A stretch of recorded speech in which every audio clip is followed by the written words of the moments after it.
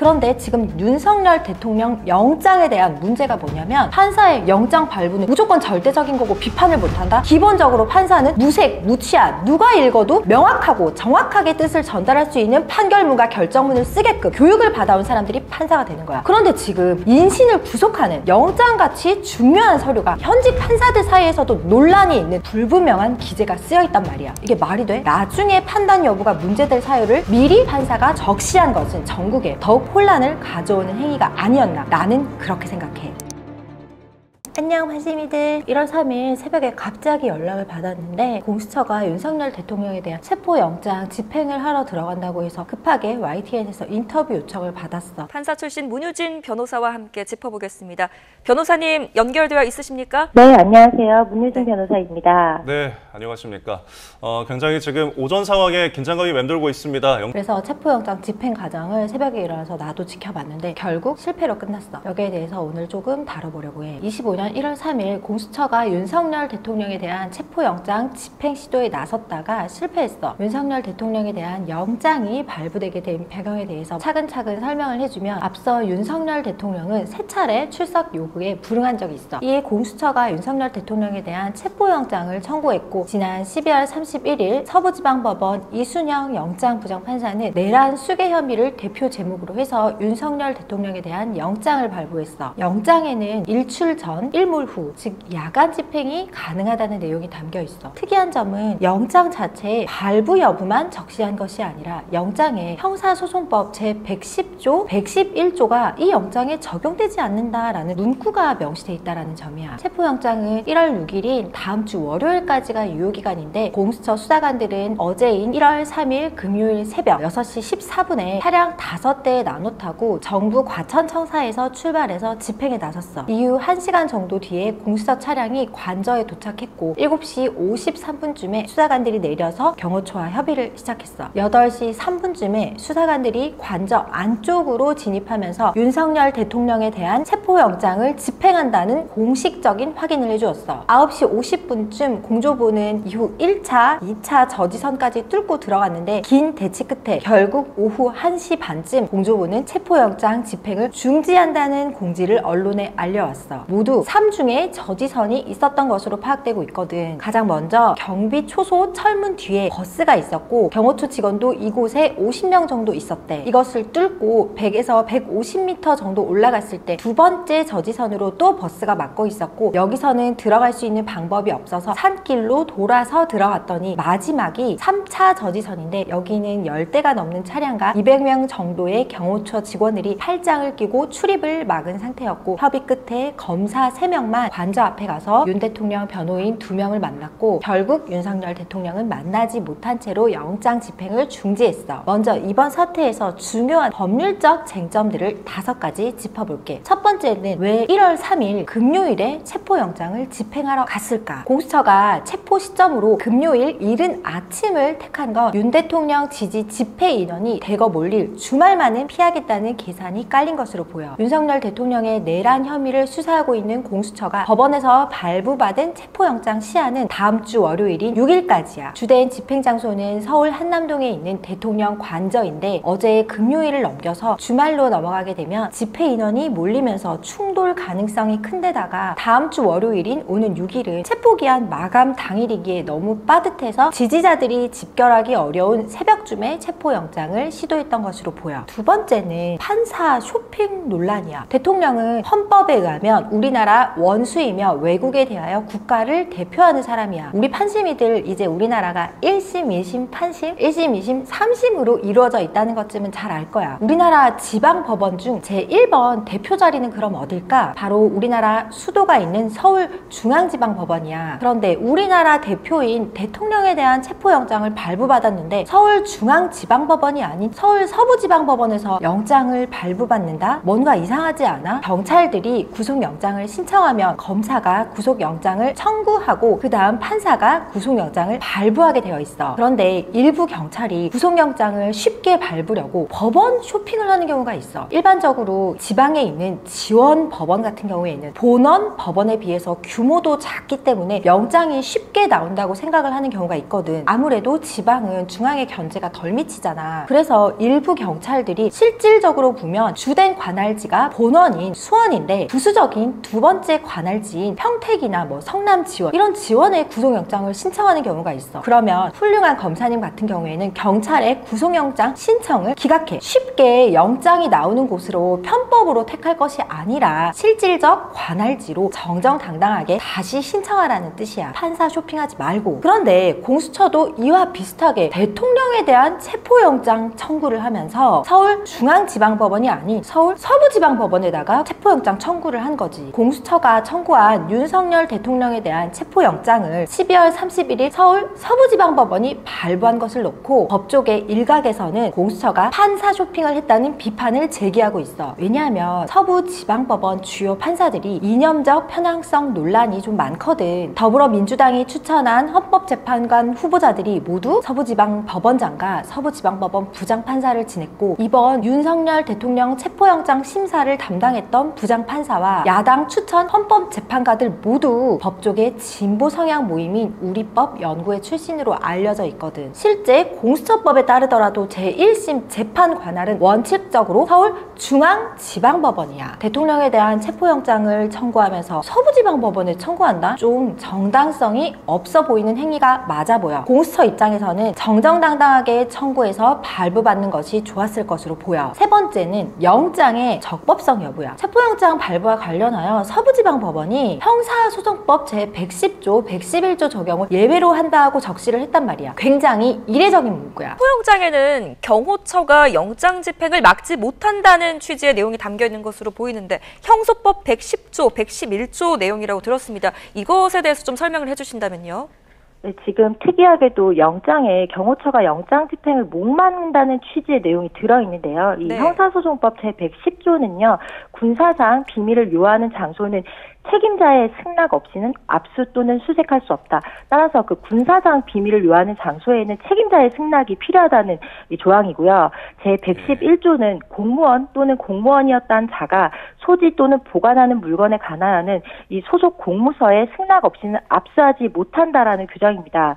현재 윤석열 대통령에 대한 관저는 군사상 비밀을 요하는 장소에 해당하므로 그 책임자의 승낙 없이는 수색하지 못한다는 것이 윤석열 대통령의 입장입니다. 법원 내부에서도 의견이 엇갈리는 상태거든. 여기에 대해서 쉽게 설명을 해줄게. 먼저 영장 발부 과정, 판사가 어떻게 영장을 발부하는지를 상세하게 설명해줄게. 나도 형사재판을 한 판사로서 영장 발부를 했잖아. 그럼 내가 영장 발부를 할 때 판사 문유진은 영장을 발부합니다 라고 글로 쓸까? 내 도장이 있어. 검사가 영장을 청구하는 이유를 적어서 영장 청구서를 만들어 오면 거기에 법원 실무관이나 계장님이 발부란, 기각란 이렇게 표기된 고무인을 찍어 오거든. 거기다가 판사인 내가 발부하고 싶으면 발부란 밑에 내 도장을 찍고 내가 기각하겠다라고 결정을 하면 기각란 밑에 내 판사 도장을 찍는 거야. 영장 청구서는 기본적으로 검사가 자기 이름을 걸고 만들어 온 서류야. 판사는 거기에 발부, 기각란에 도장만 찍어. 그런데 판사가 가끔 손으로 쓰기도 하거든. 언제? 기각할 때. 영장 청구서 맨 아래에는 기각하는 사유 이렇게 쓰여 있고 그 옆에 판사가 기각하는 사유를 쓰는 란이 공란으로 이미 만들어져 있어. 검사가 열심히 영장 청구서를 만들어 왔는데 판사가 기각란에 내 도장만 찍고 끝 이러면 너무하잖아. 그러면 판사 입장에서는 이 영장을 왜 기각하는지, 기각하는 이유를 검사에게 설명해 주는 란이 미리 만들어져 있는 거야. 예를 들어서 아직 물적 증거, CCTV 같은 것은 없고 목격자 진술, 말밖에 없는데 목격자가 이해관계인이야. 그런데다가 부정한 목적으로 진술할 가능성도 있어서 소명이 부족해서 기각한다. 이런 식으로 판사가 기각하는 사유를 적는 란이 미리 만들어져 있어. 그런데 지금 윤석열 대통령 영장에 대한 문제가 뭐냐면 공수처 검사가 영장을 청구하는 사유를 길게 막 썼어. 그리고 영장 청구서를 냈어. 그런데 판사가 발부한다고 발부란에 판사 도장을 찍었어. 그럼 됐지. 판사가 다시 내가 검사에게 청구한 사유를 내가 다 받아들일게. 그럼 됐는데 발부한다고 하면서 내가 왜 굳이 이런 이유를 부기를 막 한 거야. 발부를 하면서 형사소송법 제110조, 111조 적용을 예외로 한다라고 적시한 거야. 이례적이라는 거야. 여기에 대한 법조계 얘기를 한번 들어볼까? 성금석 지방법원 현직 부장판사는 이날 법원 내부망인 코트넷에 형사소송법 제110조, 111조의 적용 예외를 명기한 체포영장이 발부된 것이 사실인지 확인 및 진상규명과 적법한 조치를 희망한다. 판사가 입법을 하면 안 된다라는 글을 썼어. 이에 대한 반론도 존재해. 류영재 의정부지법 남양주 지원 판사는 성 부장판사 글에 답글을 달면서 판사의 재판 당부에 대해 사법부가 별도의 방식으로 확인, 진상규명, 조치 등을 취할 수 있다는 발상은 재판의 독립에 대한 침해일 수밖에 없다고 반박했어. 여기에 대해 내 생각을 조금 말해주자면 일부는 체포영장을 일단 집행하고 구속하고 난 다음에 구속 적부심을 하면 되지 않냐라고 얘기를 하고 있어. 어떻게 생각해 판심이들? 나는 윤석열 대통령에 대한 얘기가 아니야. 이 얘기는 윤석열 대통령에 대한 체포영장 여부가 아니라 판심이들이 구속이 됐을 때를 생각해봐. 구속영장이 내가 왔어. 그런데 영장이 뭔가 무효로 보이는 부분이 있어. 나는 일단 그래 구속영장 발부됐으니까 구속되고 나중에 구속되고 한 달 있다가 내가 구속 적부심 하면 되지 이런 생각이 들어. 이 부분은 분명히 정리돼야 될 부분은 있어. 구속이라는 것은 신변에 크나큰 제한이 가해지는 것인데 이것을 구속하고 나서 나중에 적부심으로 따지면 된다?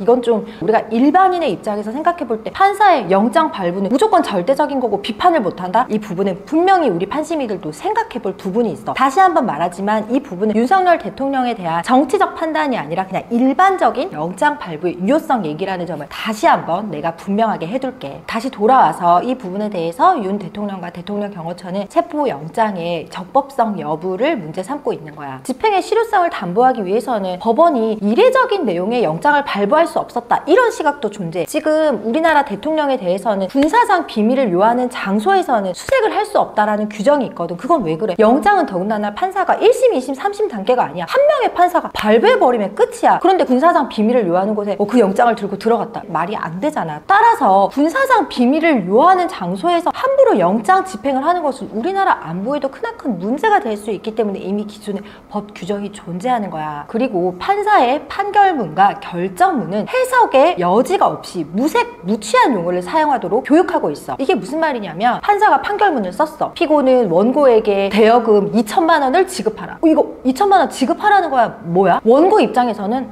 나 대여금 받을 게 있는데 2천만 원? 그러니까 너 나한테 피고 너 나한테 2천만 원 줘야 돼 라고 말을 했어. 피고는 뭐라고 말해? 그거 대여금 아니라 투자금이야. 대여금 2천만 원 주라고 했지 투자금 2천만 원 주라고 안 했잖아. 이거 제대로 된 판결문이야? 아니야. 판사가 판결문을 썼는데 원고가 읽으면 내가 유리하게 쓰여있는 것처럼 보이고 피고가 읽으면 피고가 유리하게 쓰여있는 것처럼 보이면 될까 안 될까? 안 돼. 따라서 사법연수원에서는 기본적으로 판사는 무색, 무취한 누가 읽어도 명확하고 정확하게 뜻을 전달할 수 있는 판결문과 결정문을 쓰게끔 교육을 받아온 사람들이 판사가 되는 거야. 그런데 지금 인신을 구속하는 영장같이 중요한 서류가 이렇게 판사가 써도 되는지 안 되는지 현직 판사들 사이에서도 논란이 있는 불분명한 기재가 쓰여있단 말이야. 더구나 그 내용 자체도 있잖아. 예를 들어서 불법적인 체포다. 그로 인해서 수집한 증거는 모두 위수증이라고 위법 수집 증거가 돼서 나중에 법정에서 쓸 수 없거든. 그 내용이 추후 재판에서 위법 수집 증거 여부가 다투어질 수도 있는 중요한 부분인데 판사가 이렇게 유효성 여부가 문제되는 영장을 발부하는 것은 우리 판사들이 사법연수원에서 배운 제1의 기본 원칙 판사의 판결문은 무색무취 여기에 어긋난다고 볼 여지는 분명 존재해. 또한 의심스러울 때는 피고인에게 유리하게 이런 형사법의 대원칙이 있잖아. 판심이들 입장 바꿔서 나한테 우리 집을 압수수색하는 영장이 나왔는데 영장이 이게 뭔 기재야? 이 불분명한 부분이 있어. 그런데 일단 너네 집 다 수색하고 우리가 다 뒤지고 너는 나중에 다퉈. 법정 가서 다퉈. 나 일단 너 구속할게. 이거는 의심스러울 때는 피고인에게 유리하게라는 형사법의 대원칙에도 어긋나. 영장 발부 단계에서 영장 집행의 문제를 미리 예측해서 나중에 판단 여부가 문제될 사유를 미리 판사가 적시한 것은 전국에 더욱 혼란을 가져오는 행위가 아니었나 나는 그렇게 생각해. 그리고 네 번째로 오늘 영장 집행이 실패한 이유는 뭘까? 처음부터 사실 공수처는 영장 집행을 해본 적이 없는 기관이야. 해본 사람이 잘하는 거 너무 당연하거든. 그런데 영장 집행은 이 머리로 하는 게 아니라 현장에서 발로 뛰는 실무야. 경험이 매우 중요하다는 뜻이야. 그런데 공수처는 비상 계엄 사건이 터지기 전까지 출범 이후에 3년 12개월 동안 체포 또는 구속영장을 한 번도 발부받아 본 적이 없는 기관이야. 사실 비상 계엄 이전까지 5번 청구했는데 5번 다 기각되었고, 이 같은 경험 부족이 이번 체포영장 집행 과정에서 그대로 노출되었다는 지적이 나오고 있어. 경험이 많은 수사기관은 영장 집행을 방해하는 사람들을 현행범 체포한 다음에 영장 집행을 계속한다든지 이런 방안을 검토하기 마련인데, 공수처 측은 개인 화기를 휴대한 경호처 직원들을 체포하는 과정에서 불상사가 벌어질 가능성을 우려해서 현행범 체포는 하지 않고 경호처가 정말로 물리적 저지에 나설 경우 이를 어떻게 해결할지에 대한 계획이 사전에 철저하게 있었던 것은 아닌 것이라는 평가가 나오고 있어. 그럼 이제 마지막으로 5번째, 앞으로 윤석열 대통령에 대한 체포는 어떻게 될까? 공수처는 최상목 권한대행에 대한 협조를 요청했고, 이에 대해서 최상목 권한대행이 개입하게 되면 경호처가 어떻게 할지 입장이 달라질 가능성도 있어. 하지만 경호처는 역사적으로 과잉 경호와 경호 실패 중 꼽자면 경호 실패에 대한 우려가 더 큰 조직이라고 알려져 있어. 대통령 신분을 유지하고 있는 기존 윤석열 대통령에 대한 경호와 최상목 권한대행의 협조 요청 중에 경호처가 어떤 것을 선택할까? 경호라는 것이 급박한 상황에서는 자신이 지킨 사람을 위하여 경호원 자신의 목숨을 내놓아야 하는 정말 무거운 자리니까 막중한 책임감과 사명감 없이는 할 수 없는 직업인 것 같아. 내 생각에는 윤석열 대통령에 대한 경호를 계속할 것을 선택할 것으로 보여. 그러면 이제 끝내 윤석열 대통령을 체포하지 못하면 어떻게 될까? 공수처는 끝내 체포영장을 집행하지 못한다면 윤석열 대통령에 대한 조사 없이 곧바로 구속영장을 청구할 가능성이 있어. 그런데 구속영장도 집행하러 결국 나가야 되잖아. 구속영장을 집행하는 것도 결국에는 공수처 몫이야. 그런데 지금 구속영장이 발부되더라도 어제처럼 집행에 실패하는 상황, 도돌이표가 될 수 있어. 그러면 공수처가 구속영장 집행을 또다시 실패할 가능성을 우려해서 윤석열 대통령에 대한 조사 없이 수사를 마무리하고 검찰로 다시 사건을 넘길 가능성도 있어. 공수처는 대통령의 범죄 혐의에 대해서 원래 수사권만 가지고 있고 기소권이 없기 때문에 수사를 마친 후에 어차피 검찰로 사건을 보내야 하거든. 하지만 이 경우에는 이첩 요청권까지 행사하면서 공수처가 검찰이 수사하던 사건을 넘겨받았는데 아무것도 하지 못하고 다시 검찰로 사건을 돌려보낸다는 비판이 제기될 수 있어. 결국 윤석열 대통령에 대한 수사와 기소는 검사가 검찰에서 담당할 가능성이 높아 보여. 한심이들, 오늘 내가 급하게 토요일 아침인데도 불구하고 유튜브를 찍은 것은 우리 판심이들의 댓글 요청이 있었기 때문이야. 우리 판심이들 댓글 수준이 정말 높아서 나도 댓글로 배우는 것도 많고 생각할 부분도 많아서 항상 되게 좋아. 댓글로 내가 이야기하고 토론하는 기분이랄까? 정치라는 건 있잖아. 우리 일상이야. 우리 일상에 어떤 원칙과 규칙을 도입할지에 대한 이야기가 정치야. 우리 판심이들, 오늘도 나와 함께 우리 일상에 대한 이야기, 정치에 대한 이야기를 허심탄회하게 나눠보았는데, 우리 이 기회로 서로 같이 배우고 성장하는 그런 판심이가 되자. 판심이들 주말 잘 보내. 오늘도 알림, 구독 설정, 좋아요 꾹 눌러줘. 안녕 판심이들.